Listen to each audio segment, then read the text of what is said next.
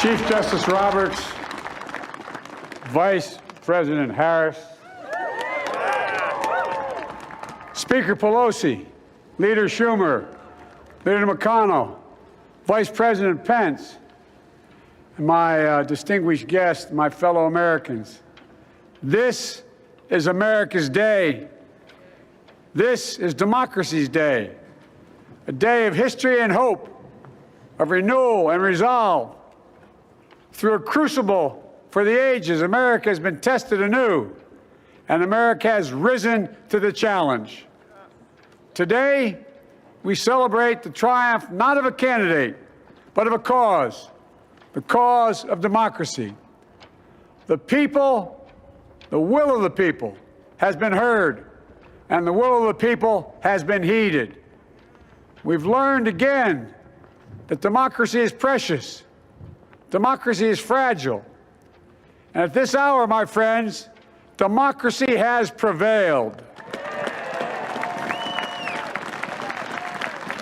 So now, on this hallowed ground where just a few days ago, violence sought to shake the Capitol's very foundation, we come together as one nation, under God, indivisible, to carry out the peaceful transfer of power as we have for more than 2 centuries. As we look ahead in our uniquely American way, restless, bold, optimistic, and set our sights on the nation we know we can be and we must be. I thank my predecessors of both parties for their presence here today. I thank them from the bottom of my heart. And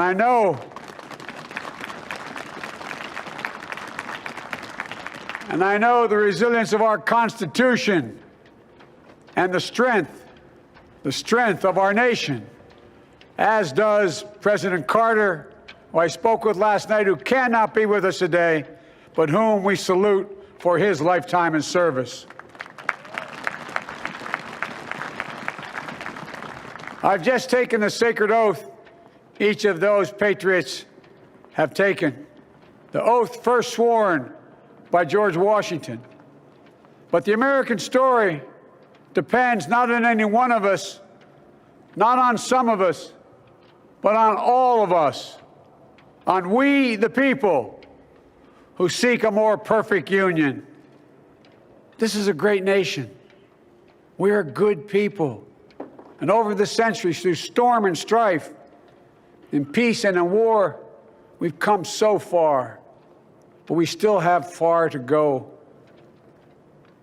We'll press forward with speed and urgency, for we have much to do in this winter of peril and significant possibilities. Much to repair, much to restore, much to heal, much to build, and much to gain.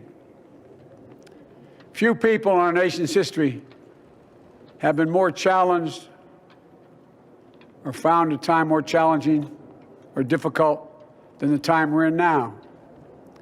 Once-in-a-century virus that silently stalks the country has taken as many lives in 1 year as America lost in all of World War II. Millions of jobs have been lost. Hundreds of thousands of businesses closed. A cry for racial justice, some 400 years in the making, moves us. The dream of justice for all will be deferred no longer. A cry for survival comes from the planet itself, a cry that can't be any more desperate or any more clear. And now, a rise of political extremism, white supremacy, domestic terrorism, that we must confront and we will defeat. To overcome these challenges, to restore the soul and secure the future of America, requires so much more than words. It requires the most elusive of all things in a democracy: unity. Unity.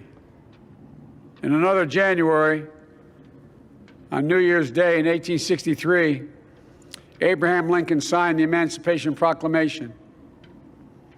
When he put pen to paper, the president said, and I quote, If my name ever goes down into history, it'll be for this act, and my whole soul is in it. My whole soul is in it. Today, on this January day, my whole soul is in this, bringing America together, uniting our people, uniting our nation. And I ask every American to join me in this cause.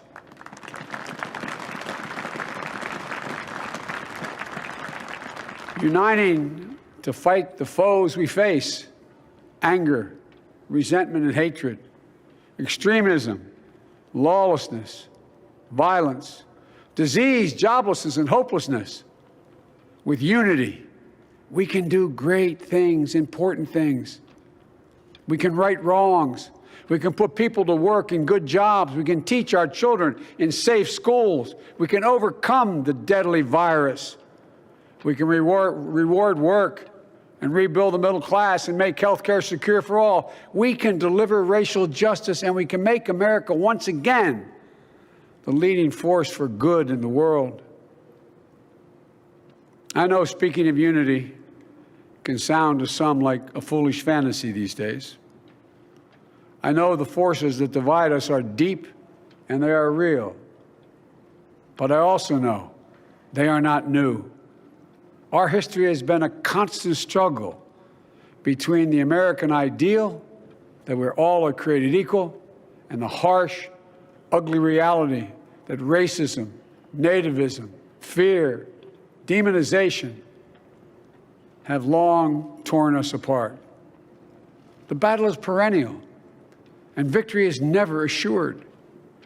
Through Civil War, the Great Depression, World War, 9/11, through struggle, sacrifice, and setbacks, our better angels have always prevailed. In each of these moments, enough of us have come together to carry all of us forward.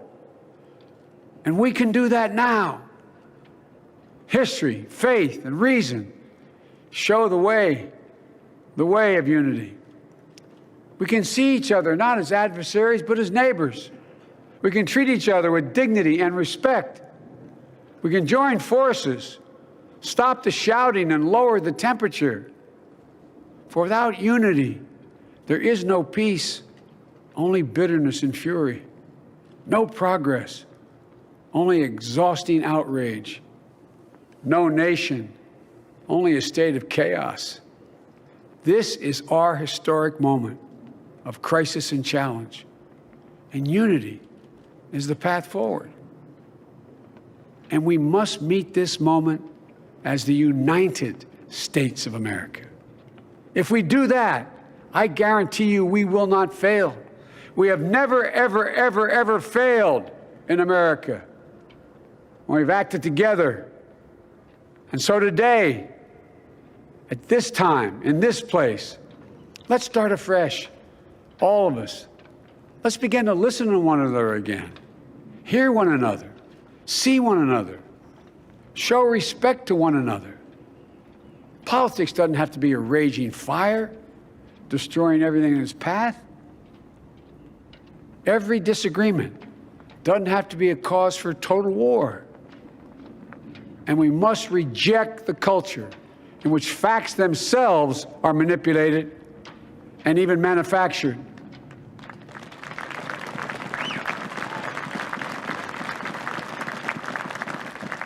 My fellow Americans, we have to be different than this. America has to be better than this. And I believe America is so much better than this. Just look around. Here we stand in the shadow of the Capitol Dome, as was mentioned earlier, completed amid the Civil War, when the Union itself was literally hanging in the balance. Yet we endured. We prevailed. Here we stand, looking out on the great mall where Dr. King spoke of his dream. Here we stand where 108 years ago, at another inaugural, thousands of protesters tried to block brave women marching for the right to vote. And today, we mark the swearing in of the first woman in American history elected to national office, Vice President Kamala Harris. Don't tell me things can't change. Here we stand across the Potomac from Arlington Cemetery, where heroes who gave the last full measure of devotion rest in eternal peace. And here we stand, just days after a riotous mob thought they could use violence to silence the will of the people, to stop the work of our democracy, to drive us from this sacred ground. It did not happen. It will never happen. Not today, not tomorrow, not ever. Not ever.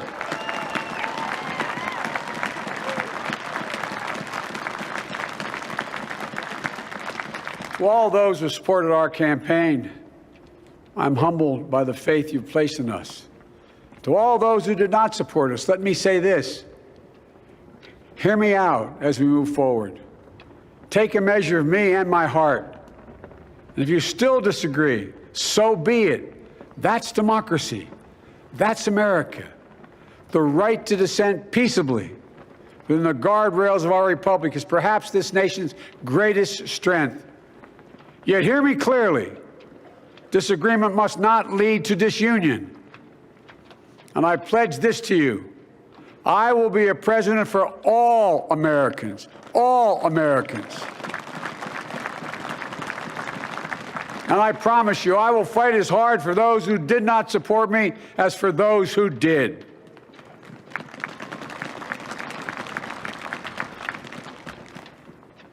Many centuries ago, St. Augustine, a saint of my church, wrote that a people was a multitude defined by the common objects of their love. Defined by the common objects of their love. What are the common objects we as Americans love that define us as Americans? I think we know. Opportunity, security, liberty, dignity, respect, honor, and yes, the truth. Recent weeks and months have taught us a painful lesson. There is truth and there are lies. Lies told for power and for profit. And each of us has a duty and a responsibility as citizens, as Americans, and especially as leaders. Leaders who have pledged to honor our Constitution and protect our nation, to defend the truth and defeat the lies. Look, I understand that many of my fellow Americans view the future with fear and trepidation. I understand they worry about their jobs. I understand, like my dad, they lay in bed at night, staring at the ceiling, wondering, can I keep my health care? Can I pay my mortgage? Thinking about their families, about what comes next. I promise you, I get it. But the answer is not to turn inward, to retreat into competing factions, distrusting those who don't look like you, or worship the way you do, or don't get their news from the same sources you do. We must end this uncivil war that pits red against blue, rural versus urban, conservative versus liberal. We can do this if we open our souls instead of hardening our hearts, if we show a little tolerance and humility, and if we're willing to stand in the other person's shoes, as my mom would say, just for a moment, stand in their shoes. Because here's the thing about life. There's no accounting for what fate will deal you. Some days, when you need a hand. There are other days when we're called to lend a hand. That's how it has to be. That's what we do for one another. And if we are this way, our country will be stronger, more prosperous, more ready for the future. And we can still disagree. My fellow Americans, in the work ahead of us, we're going to need each other. We need all our strength to persevere through this dark winter. We're entering what may be the toughest and deadliest period of the virus. We must set aside politics and finally face this pandemic as one nation. One nation. And I promise you this, as the Bible says, weeping may endure for a night, but joy cometh in the morning. We will get through this together. Together. Look, folks, all my colleagues I serve with in the House and the Senate up here, we all understand the world is watching all of us today. So here's my message to those beyond our borders. America has been tested, and we've come out stronger for it. We will repair our alliances and engage with the world once again, not to meet yesterday's challenges, but today's and tomorrow's challenges. And we'll lead not merely by the example of our power, but by the power of our example.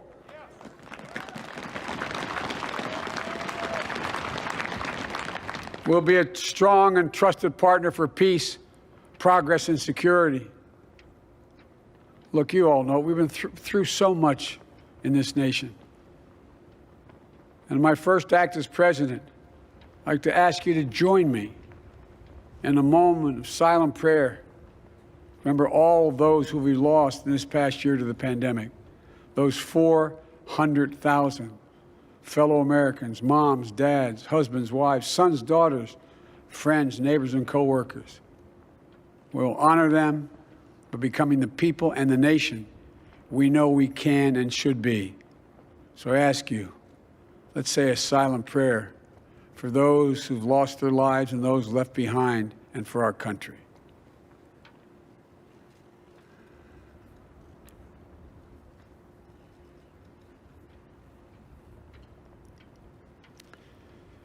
Amen. Folks, this is a time of testing. We face an attack on our democracy and on truth, a raging virus, growing inequity, the sting of systemic racism, a climate in crisis, America's role in the world. Any one of these would be enough to challenge us in profound ways. But the fact is, we face them all at once, presenting this nation with one of the gravest responsibilities we've had. Now we're going to be tested. Are we going to step up, all of us? It's time for boldness, for there's so much to do. And this is certain. I promise you, we will be judged, you and I, by how we resolve these cascading crises of our era. We will rise to the occasion is the question. Will we master this rare and difficult hour? Will we meet our obligations and pass along a new and better world to our children? I believe we must. I'm sure you do as well. I believe we will. And when we do, we'll write the next great chapter in the history of the United States of America, the American story. A story that might sound something like a song that means a lot to me. It's called American Anthem. There's one verse that stands out, at least for me, and it goes like this. The work and prayers of century have brought us to this day. What shall be our legacy? What will our children say? Let me know in my heart when my days are through. America, America, I gave my best to you. Let's us add our own work and prayers to the unfolding story of our great nation. If we do this, then when our days are through, our children and our children's children will say of us, they gave their best, they did their duty, they healed a broken land. My fellow Americans, I close the day where I began, with the sacred oath. Before God and all of you, I give you my word. I will always level with you. I will defend the Constitution. I'll defend our democracy. I'll defend America. And I'll give all of you, keep everything I do in your service, thinking not of power, but of possibilities, not of personal interest, but the public good. And together we shall write an American story of hope, not fear, of unity, not division, of light, not darkness, a story of decency and dignity, love and healing, greatness and goodness. May this be the story that guides us, the story that inspires us, and the story that tells ages yet to come that we answered the call of history. We met the moment. Democracy and hope, truth and justice did not die on our watch, but thrived. That America secured liberty at home and stood once again as a beacon to the world. That is what we owe our forebears, one another, and generation to follow. So, with purpose and resolve, we turn to those tasks of our time, sustained by faith, driven by conviction, and devoted to one another and the country we love with all our hearts. May God bless America, and may God protect our troops. Thank you, America. Hey, did you know we have a video podcast called WJ Live? The Western Journal's mission is to equip readers with the truth. That's the exact same mission we have on WJ Live. You'll hear from writers, editors, and special guests on the most important topics of the day. You can watch it live every day at 5 p.m. Eastern, 2 p.m. Pacific at youtube.com/WJ Live. While you're there, help us out by subscribing and hitting the bell so you won't miss out on any future episodes.